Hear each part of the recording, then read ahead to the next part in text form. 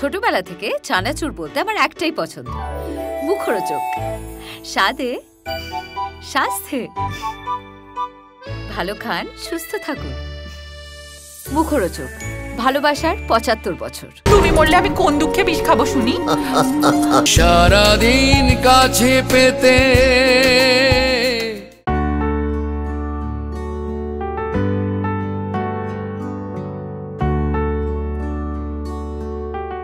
এই ছবিটা আমার কাছে খুবই স্পেশাল একটা ফিল্ম, কারণ প্রথমত এই ছবিটা আমরা খুব খুব মন দিয়ে বানিয়েছি এবং বঙ্কিমচন্দ্র চট্টোপাধ্যায়ের একটা দারুণ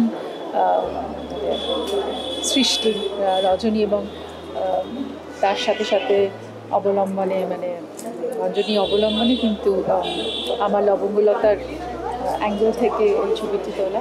আমার মনে হয় যে এই ছবিটার মধ্যে বিশেষ কিছু বৈশিষ্ট্য আছে যেগুলো আমরা দেখতে পাবো, কারণ সাহিত্য নির্ভর ছবি এবং এর সাথে সাথে এই ছবির কাস্টিংও খুব ভালো। ওপার বাংলার আলমগীর ভাই আছেন, ইন্দ্রনীল সেনগুপ্ত, পাপিয়া অধিকারী, রীতা দত্ত চক্রবর্তী, ভাস্বর, তানিয়া কর, ফাল্গুনিদা, জুমকিদি এবং অবশ্যই শ্রীলা মজুমদার, যিনি আমাদের মধ্যে আজকে নেই।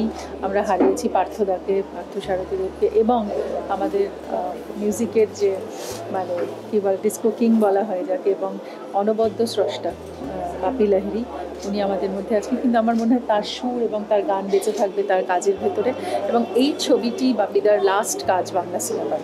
তো তাই জন্য এই ছবিটা এমনিতেও আমার জন্য খুব স্পেশাল, এবং আমাদের প্রযোজিকাও মহিলা রঞ্জনা গাঙ্গুলি, উনি খুব চেষ্টা করেছেন এই ছবিটা বানাতে।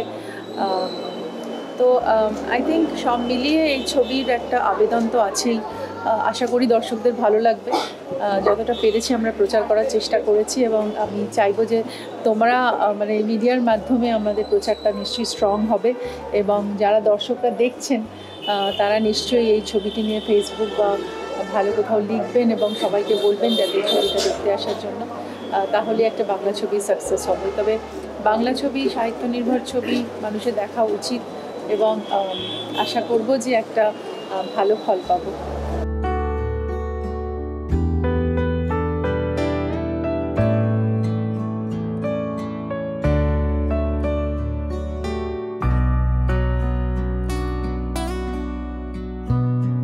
এই সিনেমা নিয়ে বলতে গেলে একটাই কথা বলতে হয় যে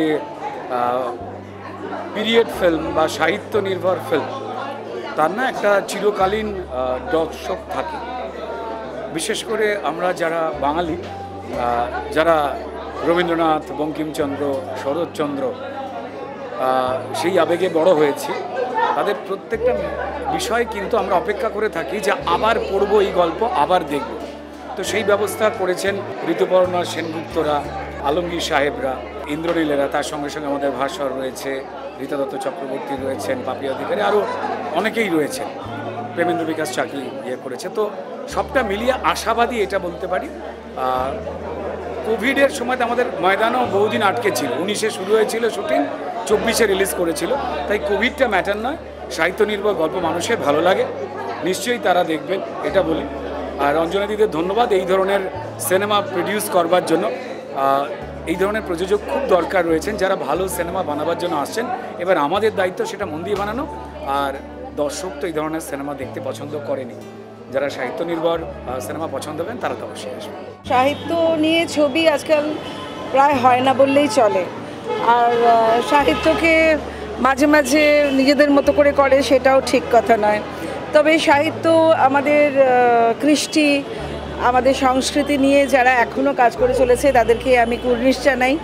আমাদের ঋতুপর্ণা তাদের মধ্যে আছে, ও প্রডিউসার জোগাড় করে এরকম একটি ছবি করছে, এবং লবঙ্গলতা এই সিরিয়ালটি আমি করেছিলাম, ওই লবঙ্গর অভিনয়টা আমি করেছিলাম, সে আজ থেকে প্রায় 30 বছর আগে।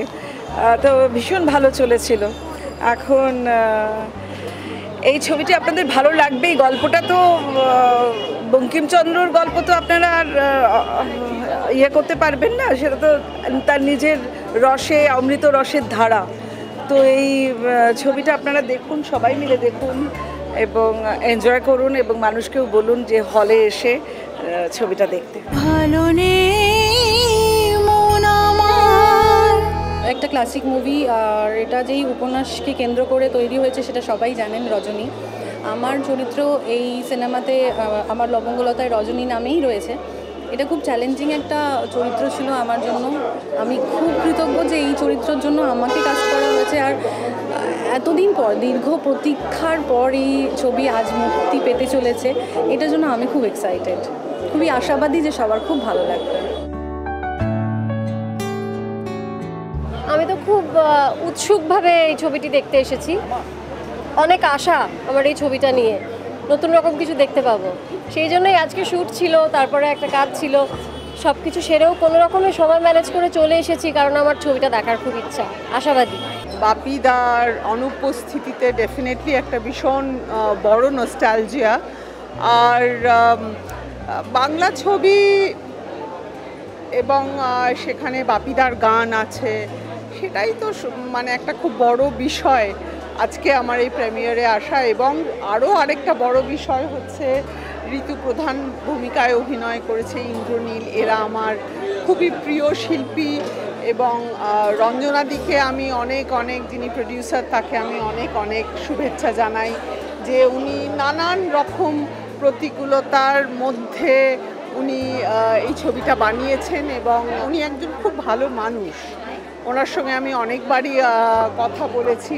সুতরাং আমার মনে হয় যে এই ছবিটা যাতে লোকে দেখে, সেটাই আমি চাইবো। বিভিন্ন ধরনের বাংলা ছবি হয় তো যে কোনো ইন্ডাস্ট্রিতে যেমন বিভিন্ন ধরনের সিরিয়ালস হয়, বিভিন্ন ধরনের ওটিটিতে অনেক ধরনের কন্টেন্ট হয়, ঠিক সেরকম বাংলা ছবি অনেক ধরনের হয়। সুতরাং আপনারা আসুন, এসে দেখুন। যারা পুরনো দিনের স্বাদ ভালোবাসবেন তারা দেখতে আসবেন ডেফিনেটলি, এবং নতুনরাও দেখতে আসবেন। এখানে কোথাও লবঙ্গলতা এইটা ওই রজনী থেকে নেওয়া, তো রজনীর একটি ক্যারেক্টার।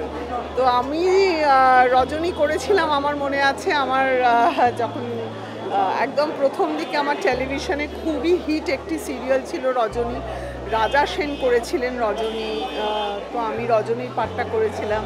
সো একটা কানেক্টও আছে, আমার ইচ্ছেও আছে যে কীরকমভাবে লবঙ্গলতার চরিত্রটা এনেছে সেটা দেখার ইচ্ছে।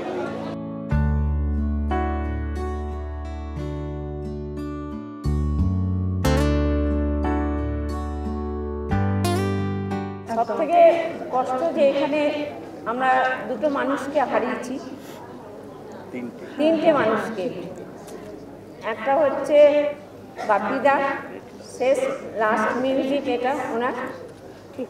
দ্বিতীয় হচ্ছে শিলাদির কাছে মানে আমার এই বইটা ছিল একটা মানে ভীষণ ভালোবাসার জায়গা। সবসময় আমাকে বলতো তুমি বইটা তাড়াতাড়ি রিলিজ করো না, কবে করবে। কিন্তু আজকে আর যখন রিলিজ হলো তখন আমি তাকে দেখতে পেলাম না।